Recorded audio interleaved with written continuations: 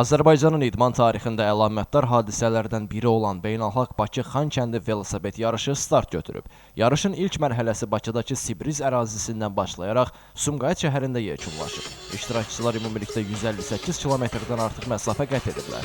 Beynəlxalq Velosipedçilər İttifaqının yüksək statuslu 2.1 kateqoriyası üzrə təşkil olunan yarışda dünyanın müxtəlif ölkələrini təmsil edən peşəkar komandalar iştirak edir. Yarış boyunca idmançılar həm sürət, həm də dözümlülük baxımından yüksək performans nümayiş etdiriblər.